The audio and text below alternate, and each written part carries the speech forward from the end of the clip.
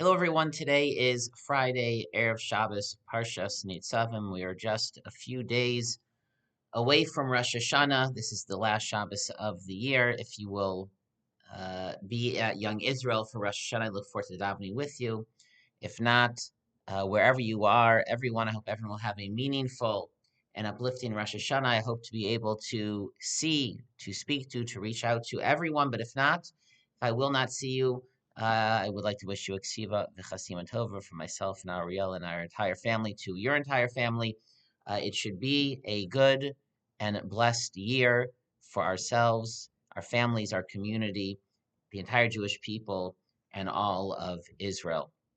As always, the Erev Shabbos video Dvar Torah is meant to be a merit as we continue to focus, to think about, to not forget, and to daven for the hostages that remain in Gaza, davening for their safety and well-being, for their speedy release and rescue, davening for the soldiers who are fighting, more and more soldiers that are fighting, and unfortunately we hear the tragic news of soldiers falling. We daven for the safety and success of all soldiers, for their families, and for all of Israel.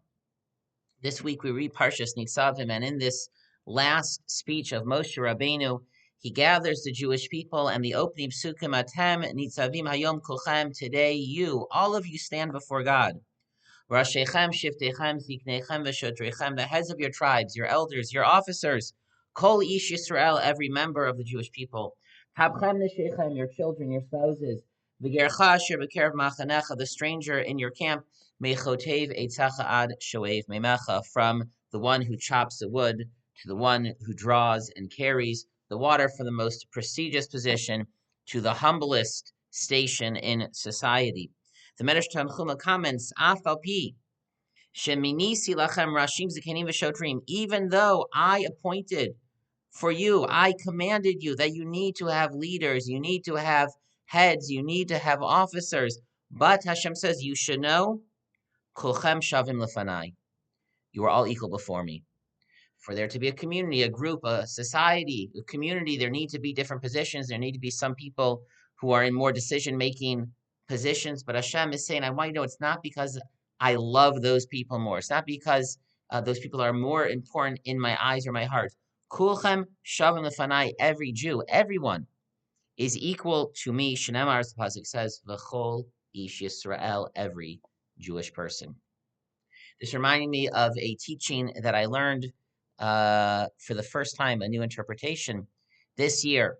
The Mishnah in Rosh Hashanah says that on Rosh Hashanah, we of Kol Ba'ei Olam, every member of humanity walks before God, Va'ovrim Lefanav Kibnei Marom, and passes before him Kibnei Marom. One interpretation is like sheep being counted at the gate, which is how the Machzor interprets it, or like soldiers one by one being checked by their officer, or like a single file line crossing a narrow path along a mounted ridge. And the common denominator of all these interpretations is that we walk before God single file. Hashem looks at us, He examines us, He judges us. Hashem cares for us. He charts out the path of our future for this coming year and beyond, one by one. He looks at each of us, not considering others. He has a direct relationship to him, and we to him to us, and we to him. He looks just at us. There's no one we hide behind, but also we have his full attention. But then the Gemara comments on the Mishnah Amar Yochanan says, "V'chula niskarim b'skira achas." However, everyone, every person, every Jew is looked at in one glance, simultaneously. Hashem sees everyone. Yes, He is looking at me. And He only sees me. And yet, miraculously, He is doing that simultaneously with the entire world, certainly with the entire Jewish people. What exactly is Rabbi Yochanan teaching? What does he mean by this? These are all obviously metaphors meant to teach us something. Often it is explained that Rabbi Yochanan is saying that, yes, we are judged as individuals, but as individuals, how we contribute and fit into and lift up the group.